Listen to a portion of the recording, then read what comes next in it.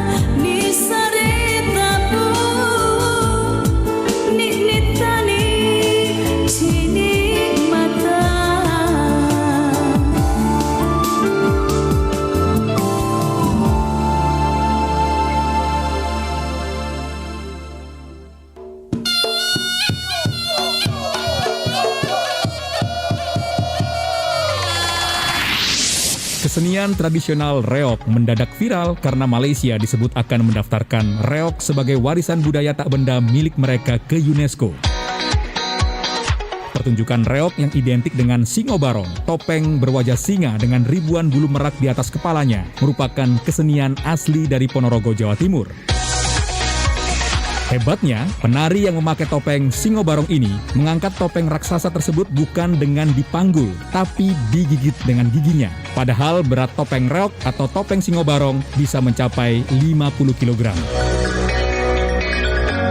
Disinilah kekuatan rahang menentukan, meski kadang dikait-kaitkan dengan hal-hal mistis. Namun kekuatan penari reog membawa topeng singobarong karena telah berlatih selama bertahun-tahun.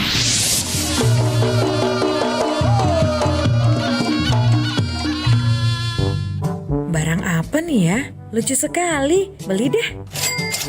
Yang ini sih sudah punya, tapi warnanya aku suka.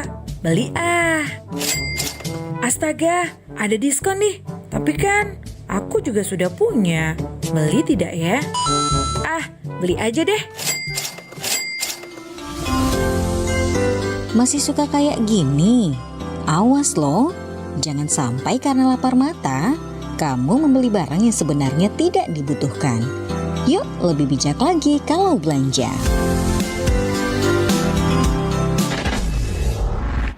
Pro 4 FM Suara Budaya Sulawesi Selatan.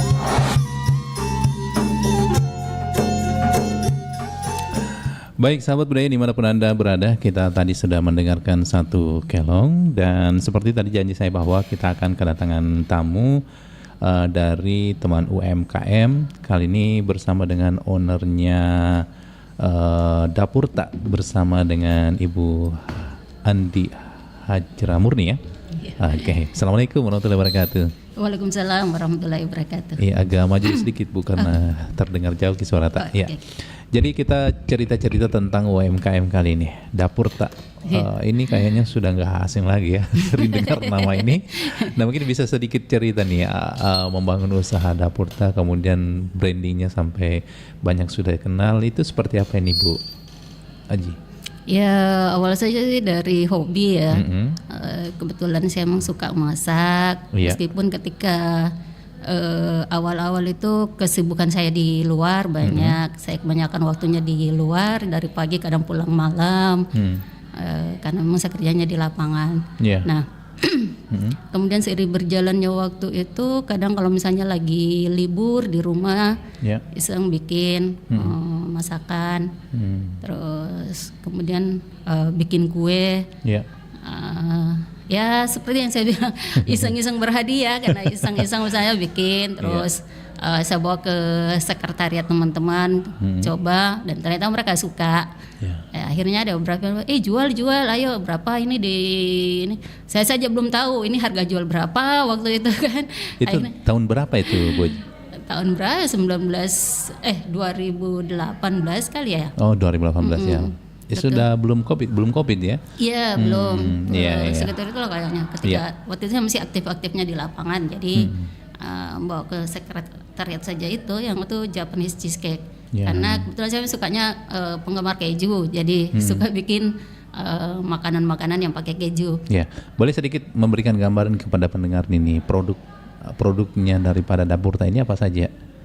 Kalau yang sekarang itu ada yang Japanese cheesecake, itu memang yang best seller karena itu yang banyak penggemarnya. Pakai bahasa Jepang ya, Japanese apa namanya? Inggris malah Jepang. Inggris, karena memang asal ini kue dari Jepang memang. Jadi punya sejarahnya memang di Jepang. Jadi katanya perpaduan antara produk dari Jerman, terus sama mereka kemudian salah satu chef di Jepang itu yang olah. Jadi Jerman sama Amerika, namanya cheesecake. Jauh sekali tapi beda sekali katanya rasanya. Cheesecake Amerika itu yang lebih terkenal cheesecake New York cheesecake, tapi katanya tuh terlalu manis dan terlalu kental kejunya. Itu berupa cemilan ya? Iya, berupa cemilan, keripik. Cake. Akhirnya katanya dia padukan, jadi dia olah sendiri, bikin resep sendiri, jadi kejunya tidak terlalu dominan, begitu juga dengan manisnya. Ternyata itu memang, dan kayaknya sesuai dengan lidah Asia juga, karena memang Jepang kan termasuk wilayah Asia. Nah akhirnya pelan-pelan masuk di Indonesia. Ya kemudian saya juga iseng-iseng buka di internet, akhirnya tergoda juga lihatnya, ya coba bikin. Jadi kita belajar resepnya ini tidak ke Jepang atau langsung lihat di Google ya? Iya di internet banyak sekali kan, kayak di YouTube ada, di Instagram ada, Facebook. Akhirnya coba ramu sendiri. Akhirnya setelah berkali-kali juga sih sebenarnya, akhirnya dapat resep sendiri yang bisa disesuaikan dengan lidah kita kan. Akhirnya terus saya produksi, kemudian teman suka, ada beberapa ayo bikin deh, kita mau beli ini ya. Sebenarnya saya coba, saya bilang nih iseng-iseng berhadiah sih sebenarnya. Tapi memang ada hobi memasak memang ya, atau bikin makan kue gitu? Iya, kalau misalnya ada waktu di rumah lebih suka masak. Nah boleh tahu apa sih sebenarnya aktivitasnya selain bikin kue nih, Bu Haji? Karena tadi saya dengar pagi pergi, apalagi orang lapangan ya, sibuk. apa ya? Nah kalau sekarang ini orang biasanya bilang ini jeruk makan jeruk nih ceritanya nih. Iya, gimana ceritanya itu? Saya kerjanya jurnalis sebelumnya, jadi Iya. Wah, jurnalis baru. Biasanya tuh kalau jurnalis jarang sekali mau masuk ke dapur karena pagi pergi. Makanya saya bilang awal-awalnya kan ketika masa-masa itu memang agak ini, tapi seiring perjalanan waktu, kemudian ya di kebetulan media tempat saya bekerja juga kan tidak tidak wajib harus kirim berita tiap hari karena memang juga pembacanya dia terbatas kan. Tapi kan ini bisa jadi berita nih. Nah itu makanya saya bilang tadi ini kalau gini ini kan orang bilang jeruk makan jeruk nih. Makan jeruk. Jadi produknya diberitakan sendiri. Sama kita di sini penyiar ya harus juga bikin berita. Jadi apapun kita kayak ini nanti obrolan saya bisa jadi berita. Iya, jadi sebenarnya ketika ada kemauan semuanya akan mudah ya. Iya. Tapi kalau dipikir-pikir nih Bu ya, biasanya kan orang jurnalis itu kan identik sibuk sekali, jarang sekali maksudnya bisa punya waktu lah di dapur. Iya, betul sekali. Makanya saya bilang dulunya kan waktu masih sibuk-sibuknya di lapangan keluar pagi pulang malam, bahkan kadang sampai subuh. Ya, kalau sudah kayak dulu ada tawuran misalnya di kampus-kampus itu kan biasa mereka sampai subuh, jadi pulangnya subuh. Tapi kan saya bilang seiring perjalanannya waktu, ya tidak bisa dipungkiri juga kan ada persoalan perubahan zaman, kemudian usia juga. Jadi mau tak mau ya kita harus planning memang ke depannya. Nah, ini saya juga sebenarnya makanya saya bilang ketika tiba-tiba Covid itu saya sadar ternyata ini salah satu jawabannya. Iya, bahwa saya kalau tidak misalnya saya tidak punya kerjaan apa-apa ketika Covid, ya pasti dampaknya sangat signifikan ke ini karena mau tak mau kan ada beberapa media juga yang terimbas, termasuk media tempat saya bekerja juga terimbas. Nah, akhirnya kita tidak bisa kerja ya karena dirumahkan juga, sempat dirumahkan, istirahatkan gitu ya. Iya, diistirahatkan semua karena ya itu karena saya bilang tadi Covid itu sangat berimbas ke beberapa media, termasuk media-media yang mapan saja kan sempat goyah, termasuk media saya. Tapi kok bisa ya media dapat imbasnya? Bukannya dulu tambah banyak berita waktu Covid? Sekira bukan hanya beritanya iya, tapi kan masalahnya sumber penghasilan redaksi itu kan iklan, kemudian pembaca. Nah, kalau koran kan otomatis pelanggan turun drastis karena untuk di kebutuhan lainnya. Loper untuk antar ke ini juga kan terbatas sekali. Ya. Nah, sisi lain juga perubahan zaman. Sekarang kan kita masuk era digitalisasi. Sekarang kan orang baca koran dari handphone saja sudah. Iya. Nah, itu. Okay. Nah, ini setelah iseng-iseng dapat ide seperti ini, terus punya keyakinan bahwa saya harus seriusin ini gimana? Ya pelan-pelan ya. Pelan-pelan karena pada akhirnya nanti kan akan pensiun juga dari pekerjaan dari profesi itu ya. Jadi sudah harus ada sumber penghasilan lain. Nah, salah satunya ya saya sadar bahwa kemampuan saya ternyata di bidang kuliner ini. Ya akhirnya saya coba produksi dan ketika masuk Covid itu misalnya ya alhamdulillah lah ya. Jadi awal mulanya itu tadi bawa ke tempat kerja, kemudian responnya bagus teman-teman, akhirnya berambah ke dunia bisnisnya. Nah, kalau boleh tahu nih sekarang ini sudah jalan 4 tahun lebih ya? Kurang lebih hampir 6 tahun lah. Iya. Ini gimana perkembangannya kita rasakan ini usaha ini UMKM?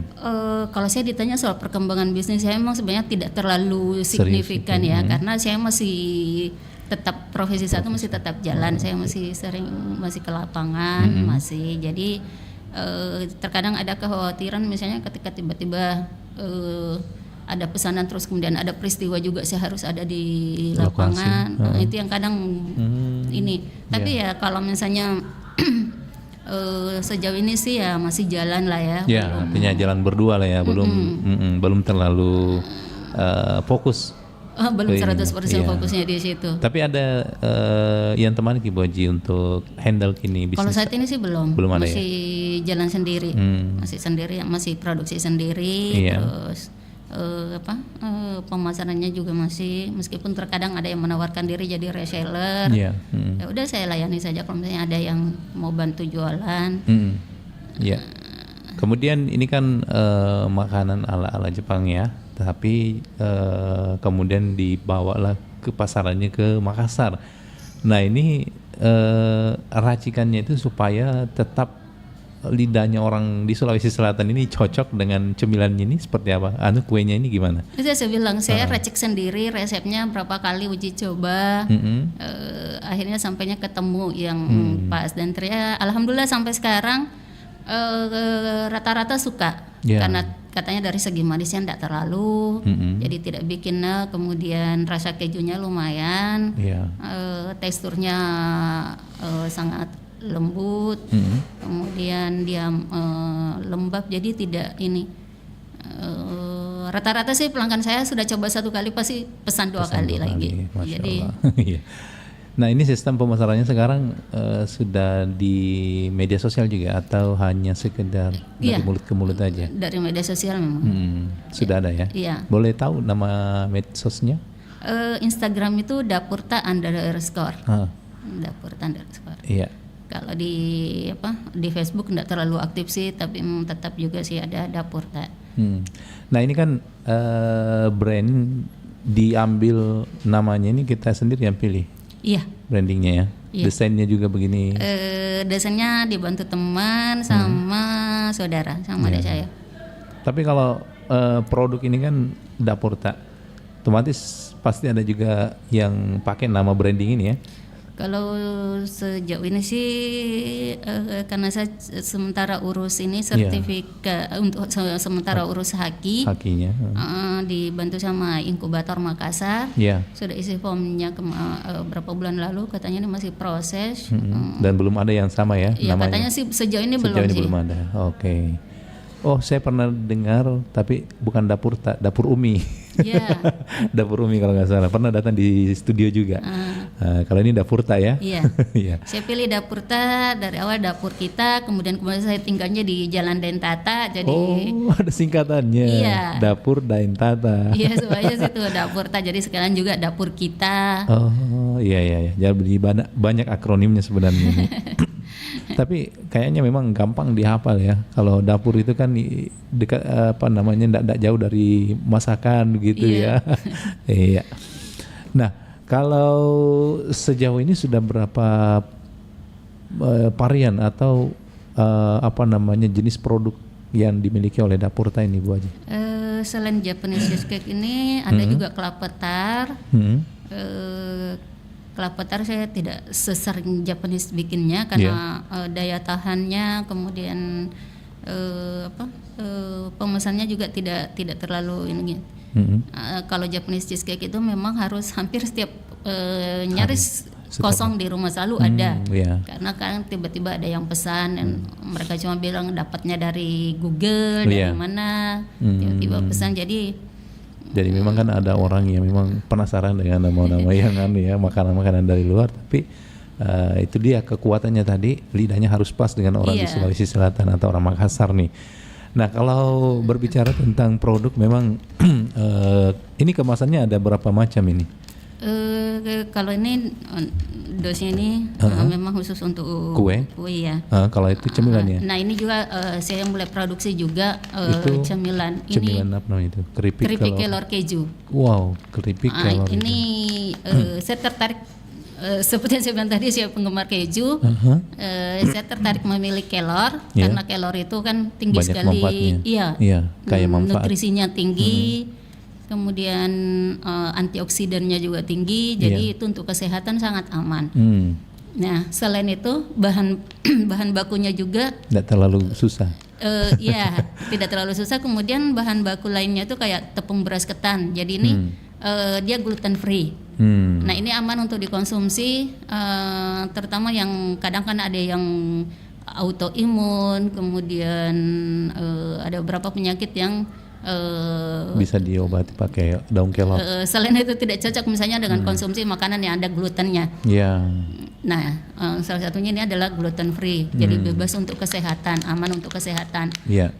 Makanya saya berpikir lebih bagus semuanya kita produksi makanan yang bukan hanya mengenyangkan, tapi juga memberikan menyehatkan. kesehatan. Iya, betul. kan- Apalagi ini cocok sekali untuk anak-anak sekarang ya. Iya, Kan benar. sekarang kan kita ndak tahu anak-anak sekarang jajannya bebas gitu ya.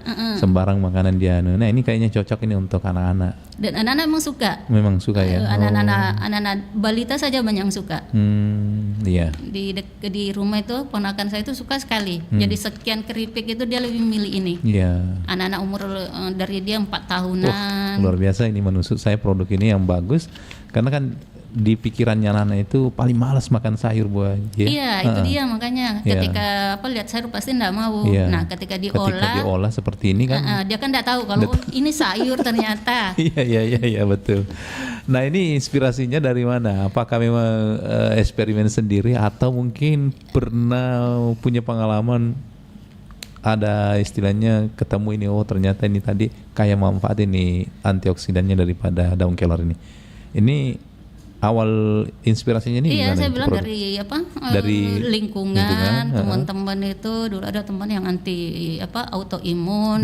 Nah, dia itu cari makanan yang tidak ada glutennya, Oh. bebas gluten. Iya. Selain itu misalnya anak-anak berkebutuhan khusus itu suka sekali harus dihindari dari gluten. Oh, Nah, iya, kemudian yang itu tadi saya bilang anak-anak kan malas sekali makan sayur. sayur betul. Nah, itu pertimbangan salah satu pertimbangannya itu. Nah, jadi ini bilang ini makanan sehat dan gampang untuk dikonsumsi. Kemudian itu juga biasanya rata-rata kan anak suka keju, orang-orang suka keju. Iya. Nah sejauh ini respon konsumen gimana nih kalau yang keripik kelor kejunya ini? Ya lumayan sih. Lumayan juga ya. Iya. Tapi masih lebih laris yang cake-nya tadi ya dari mana itu dari Jepang ya. Japanese cheesecake. Japanese. Cuma kalau ini kan bisa dititip misalnya di di warkop, di toko-toko ini bisa dititip. Tapi sejauh ini saya belum pernah titip. Belum titip, masih Ya, dijual direct selling ya. Langsung jual gitu, jual langsung. masih produk sendiri, jual sendiri, belum sampai saya ini. Tapi kemungkinan ya itu saya memang kalau dia bilang kita harus berinovasi. Yeah. Misalnya dari kemasan. Ini kan awalnya ini baru kemasan ini belum juga diolah bagus-bagus. Jadi biasanya tuh yang daya tarik utama itu kemasan. Kemasan, betul. Nah, itu dia makanya nanti setelah kemasannya bagus ya baru bisa kita pasarkan. Ya. Bercita-cita sih kalau bisa sampai di ekspor, tapi ya untuk sejauh ini Amin ya. masih ya karena keterbatasan modal lah apa kan masih panjang ceritanya ini. Ya, Bu Haji, ini saya juga mau tanyakan ini kan tentu dalam hal pengembangan atau pemajuan UMKM ini tidak terlepas dari ada juga bantuan dari pemerintah ya. Nah sejauh ini yang kita rasakan setelah bergabung ya, ini sekarang lagi ikut juga ya di inkubator UMKM. Iya. Nah ini ada kan banyak tuh masyarakat di lorong punya usaha makanan seperti ini dia begitu hanya sekedar menjual, tapi inovasinya itu yang memang belum dia dapat dan rasakan ini. Nah ini banyak sekali saya lihat penjual keripik sebenarnya produknya bagus, tapi itu tadi bicara pada kemasannya ini inovasinya ini gimana sehingga ya harganya tidak bisa istilahnya maksudnya masuk juga di kalangan ekonomi ke atas gitu.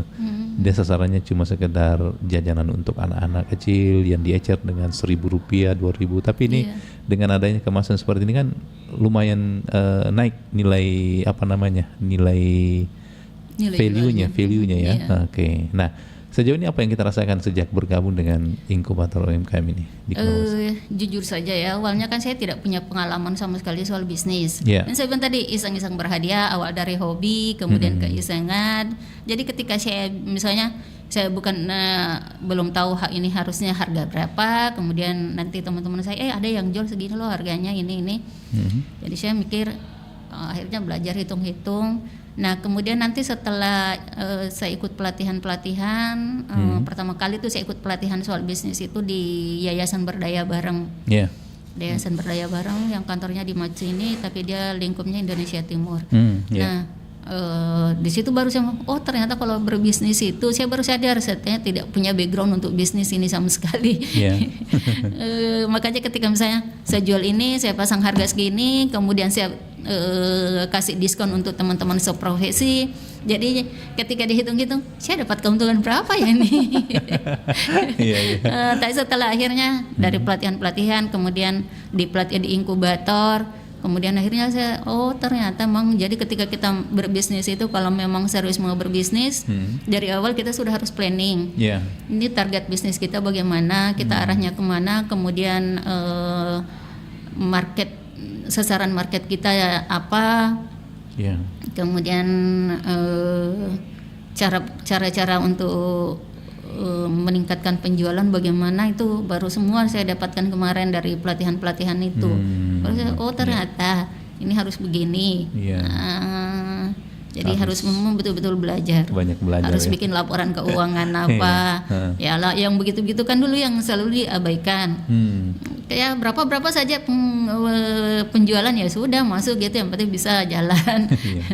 Karena ternyata dari situ ya itulah yang banyak kita dapat. Jadi kalau misalnya memang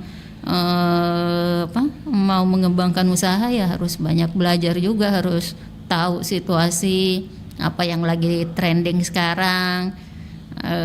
Nah kalau kita lihat ya banyak sekali sekarang UMKM punya kemasan produknya tuh cantik-cantik. Iya. Itu kan biasanya ya itu kalau misalnya kita mau kembangkan saya harus begitu. Nah saya ini juga masih pelan-pelan ya. Iya. Melakukan inovasi-inovasi kecil-kecil. Ada produksi apa, kita lihat trending yang digemari apa. Meski produk utama tetap saja di jalan. Kemudian itu yang menjaga kualitas produksi itu yang harus diprioritaskan. Oke. Kalau biasanya kan ada kalau sudah banyak pembeli, biasa kita ada yang abaikan kualitas produksi. Nah kalau mau jalan terus ya kualitas produksi harus dijaga. Oke, baik. Bu Haji, sebentar kita lanjut lagi. Oke. Kita kasih dulu kelong dan masih banyak hal yang ingin kita ulik terkait dengan produk yang dari Dapurta ini.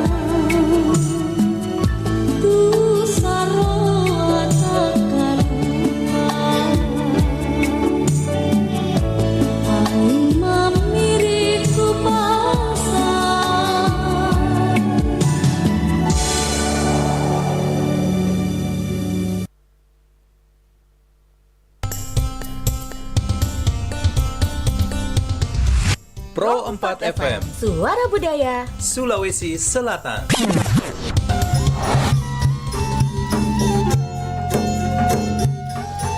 Ini adalah cerita mereka yang pernah terkena narkoba. Ya, kuliah gagal, nggak lulus juga jadinya. Terus sering bentak-bentak orang tua juga. Intinya satu deh, hancur banget waktu itu. Awalnya nyoba-nyoba, tapi kebablasan. Aku makin narkoba, abis itu kerjaan hilang. Terus sahabatku yang sering ada buat aku juga jauh sama aku. Ya jelas pergaulan sih. Tapi ya gara-gara narkoba itu saya merasa banyak kehilangan kesempatan di masa depan. Habis itu disuruh rehabilitasi 6 bulan sih. Alhamdulillah sekarang udah bisa hidup tanpa narkoba. Wah, dendam. Sampai sekarang aku dendam sama masa laluku. Tapi keluarga aku yang selalu nguatin. Pokoknya jangan pernah mendekati apalagi mencoba pakai narkoba.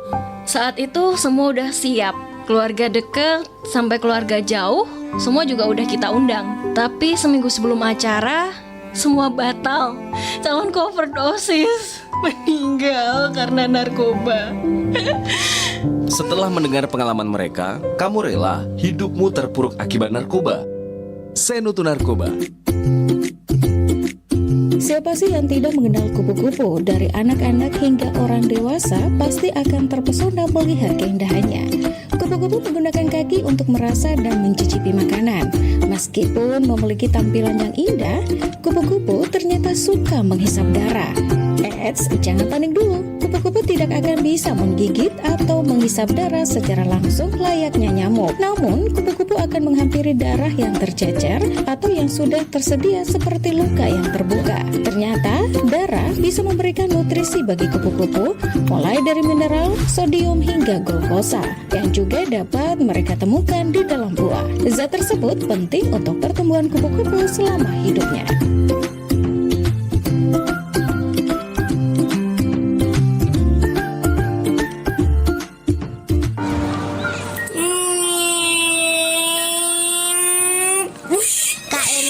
Besok pengen jadi pilot ya? Iya dong, keren kan? Kalau aku pengen jadi artis.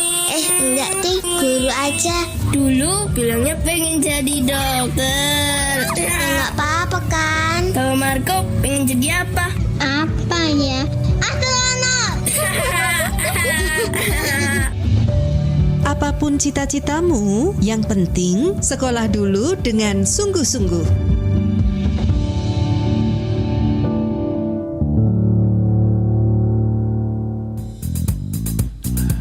Baik, sahabat budaya, kita lanjut lagi kebersamaan kita di obrolan UMKM, masih bersama dengan owner Dapurta. Nah, tadi sudah banyak hal yang kita tahu, inspirasinya dari mana, kemudian awalnya cuma iseng-iseng, akhirnya bisa menjadi salah satu usaha ya, Bu Haji. Nah, kalau dalam hal pemasaran ini sekarang kan memang sudah ada media sosial. Sejauh ini gimana respon respon pembeli di medsos? Alhamdulillah lumayan ya, karena rata-rata kan biasa pembeli baru saya dapatnya dari medsos, entah dari Instagram, kemudian dari Google Ads, ada beberapa lah. Kemudian karena nyatanya ada yang misalnya dari luar Sulsel, itu ketika saya tanya dia dapatnya dari Google. Nah, kalau misalnya nih yang yang order dari luar pulau ini kemasannya gimana tuh? Proses pengirimannya? Biasanya sih kalau yang dari luar itu pesan untuk keluarga yang ada di Makassar. Oh, gitu. Karena sejauh ini memang saya juga belum berani kirim keluar karena bahannya ini kuenya, apalagi kalau Japanese cheesecake ya. Dia itu sangat sensitif. Jadi kalau harus kemasannya betul-betul harus sangat rapi dan dia tidak bisa tahan lama di perjalanan. Ini saja dia kalau di suhu ruang misalnya baru keluar dari oven itu dia cuma tahannya 2 hari, 24 jam. Nah setelah itu harus masuk kulkas. Jadi dia berupa bolu gitu atau gimana? Iya bolu, tapi beda dengan bolu biasa. Karena proses pemanggangannya juga beda. Jadi dia ini kalau masuk di oven itu sekalian kayak di steam. Karena di bawah loyangnya itu talangnya tuh pakai air. Ya. Nah, proses pemanggangannya itu butuh sampai sekitar 2 jam. Nah, kalau yang Japanese cake ini itu biasanya dijualnya per satu box gitu ya? Iya. Harganya itu berapa biasanya? Siapa tahu ada sahabat budaya kita tertarik ingin beli. Kira-kira itu pasarannya di mana itu harga? Untuk saat ini sih masih 75.000 per dos. Ya, per pieces atau per loyang. Tapi kelihatannya pelan-pelan ini karena sebenarnya sudah kenaikan harga bahan bakunya sudah lumayan. Karena kan dia serba keju, ada apa namanya? Iya, dari sudah berapa premiumnya. kali ada dari bahan-bahan baku intinya itu sudah berapa kali alami kenaikan harga, tapi saya sendiri belum naikkan harga kuenya. Bahkan beberapa pelanggan saya yang tahu kalau harga bahan baku sudah naik itu bertanya, ini masih harga berapa? Loh, kok belum dinaikkan, harga bahan baku kan naik. Saya bilang, iya sih, tapi saya masih pelan-pelan dulu karena kayak kemarin misalnya situasinya gimana, apalagi waktu bulan puasa.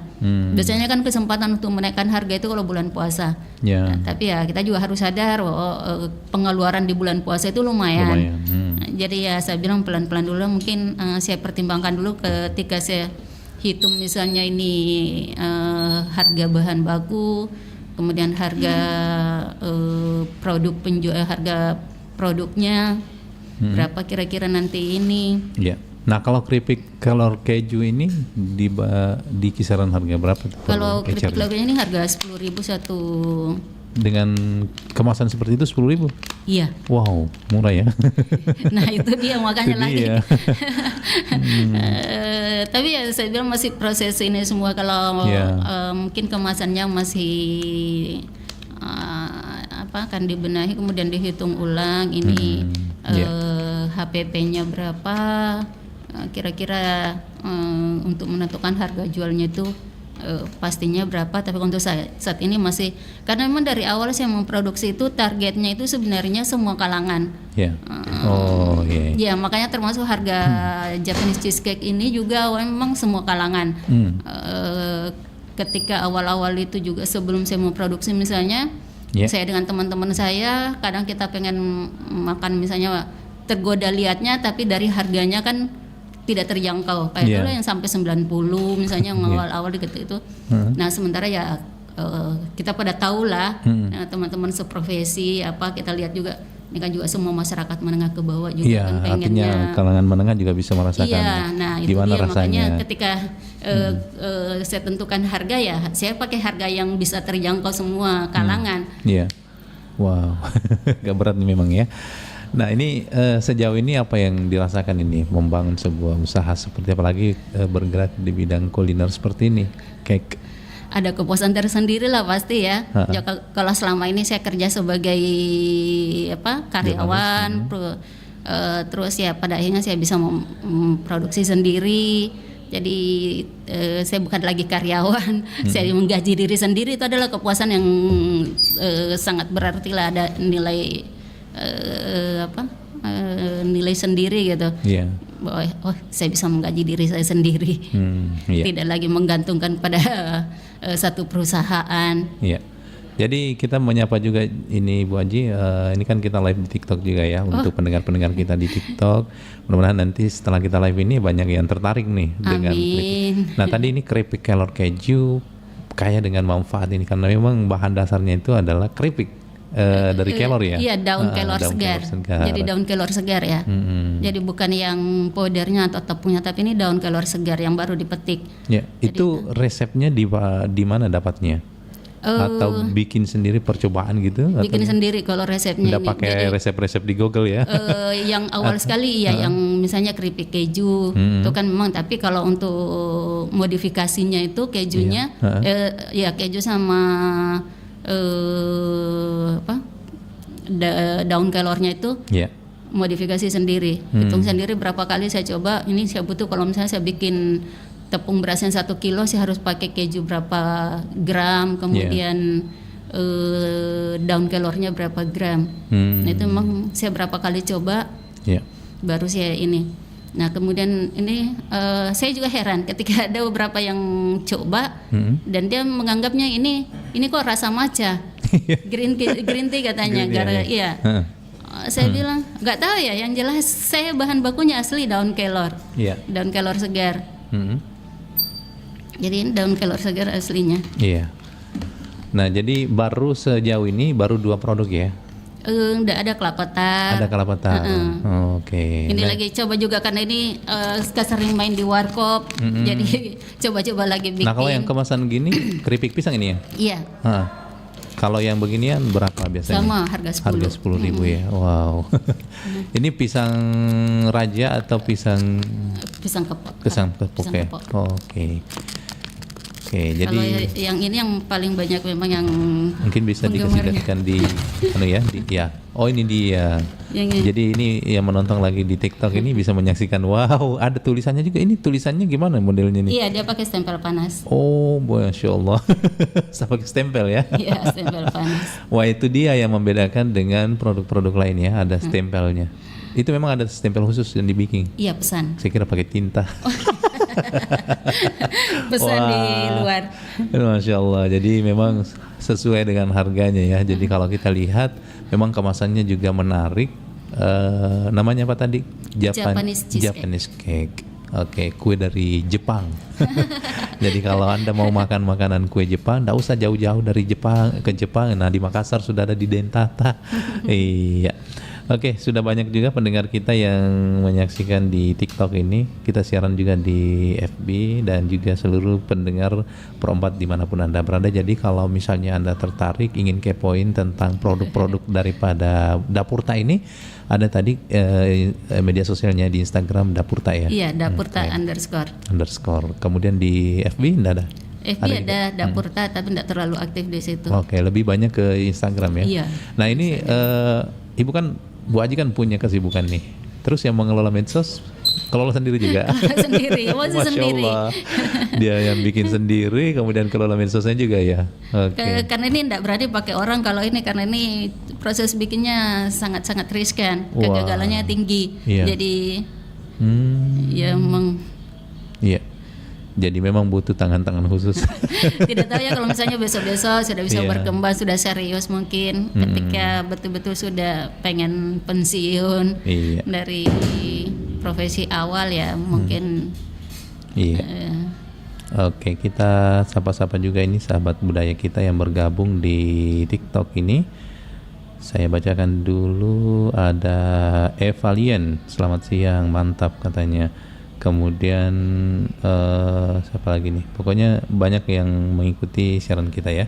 Baik, sahabat budaya, mungkin ada yang ingin disampaikan Bu Aji sebagai pelaku UMKM ya. Tentu ini punya tantangan tersendiri untuk mengembangkan seperti ini. Barangkali ya ada pendengar kita yang mungkin baru merintis, memulai usaha. Apa nih kira-kira kiat-kiatnya yang harus diperhatikan supaya bisa bertahan dan bisa istilahnya bisa dikenal banyak orang nih usahanya.